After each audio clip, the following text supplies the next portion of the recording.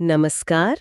आज हम कुवैत के हजारों साल पुराने इतिहास और उसकी बदलती सभ्यताओं की गहराइयों में उतर रहे हैं। जी। हमारे पास जो स्रोत हैं, उनके जरिए हम प्रागैतिहासिक काल से आज तक कुवैत के धार्मिक, आध्यात्मिक विकास को देखेंगे। हाँ, और इसकी तुलना भारत की सनातन संस्कृति से भी करेंगे, जो काफी दिलचस्प होगा। बिल्कुल।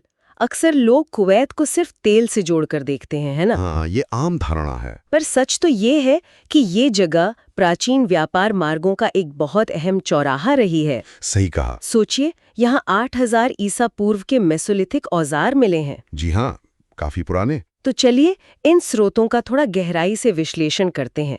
सबसे पहले शुरुआती बस्तियों की बात करें। उबैद काल। हाँ, उबैद काल लगभग 6500 ईसा पूर्व।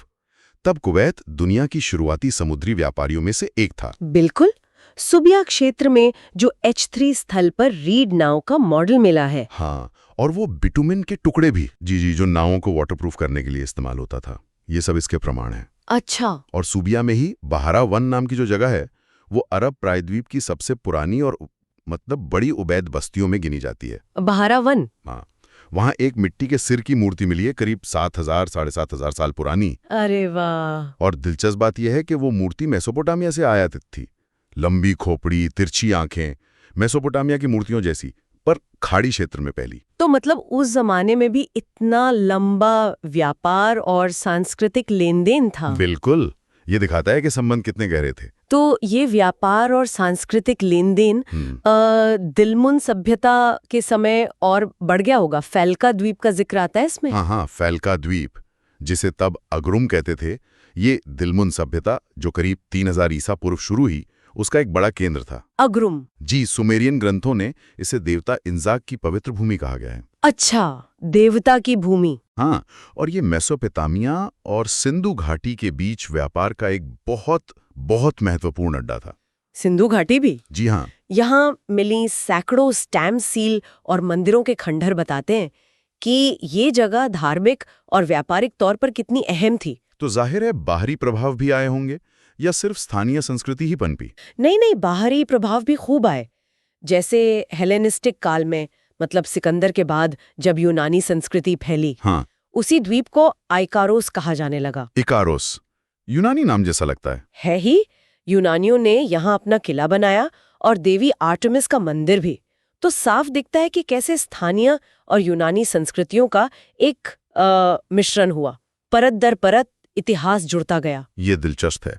तो यूनानी असर के बाद क्या हुआ? कौन सी बड़ी धार्मिक या सांस्कृतिक लहर आई? उसके कई सदियों बाद इस्लाम के आने से पहले वहां नेस्टोरियन ईसाई धर्म की काफी मजबूत मौजूदगी थी। ईसाई धर्म कुवैत में शुरुआत में भी वहाँ ईसाई समुदाय रह रहा था। और फिर इस्लाम का आगमन? हाँ, 7वीं शताब्दी में 636 ईस्वी में काज़मा के पास हुई चेन्स की लड़ाई एक बड़ा मोड़ साबित हुई। चेन्स की लड़ाई? जी, इसके बाद इस्लाम तेजी से फैला और काज़मा एक अहम इस्लामी बंदरगाह बन गया, जहां से तीर्थयात्री मक्का जाते थे। तो इसने तो कुवैत की धार्मिक और सामाजिक ताने माने को पूरी तरह बदल दिया होगा। बिल्कुल बदल दिया। एक नया दौर शुरू हुआ। अब अगर इसकी तुलना भारत की सनातन संस्कृति से करें तो क्या खास बातें दिखती हैं? कुछ समानताएं या फर्क? हाँ, ये तुलना काफी रोचक है।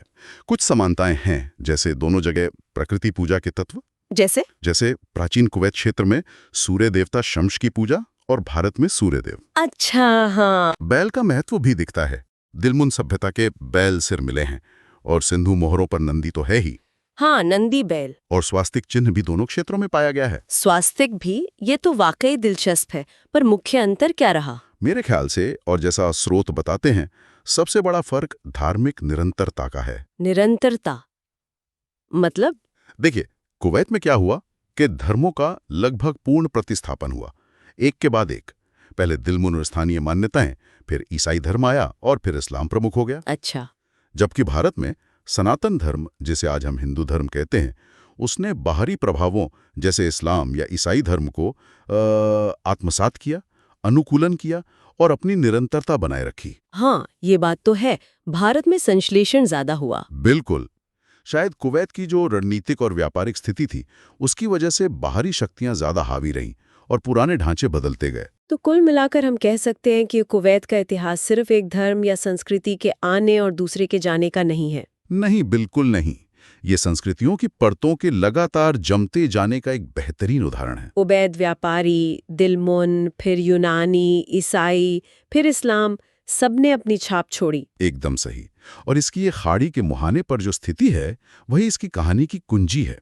सदियों तक ये विचारों, व्यापार और संस्कृतियों के मिलने का केंद्र रहा। इसे समझना प्राचीन, निकट पूर्व, मेसोपोटामिया और सिंधु घाटी के रिश्तों को समझने के लिए भी जरूरी है ना? जी हाँ, बिल्कुल। ये सब आपस में जुड़े हुए थे। तो ये थी कुवैत के गहरे अतीत की एक झलक। तेल की खोज से बहुत पहले का एक बहुसांस्कृतिक, बहुधार्मिक केंद्र। और अंत में एक सवाल शायद हम सोचने के लिए छोड़ सकते हैं। हाँ। कि तेल युग से पहले का कुवैत का ये जो इतना लंबा और मिला-जुला सांस्कृतिक इतिहास रहा है, वो आज शायद अनजाने में ही सही उसकी आधुनिक पहचान को किस तरह से प्रभावित करता होगा। ये सोचने वाली बात है। इस पे जरूर गौर किया जा सकता है। धन्यवाद।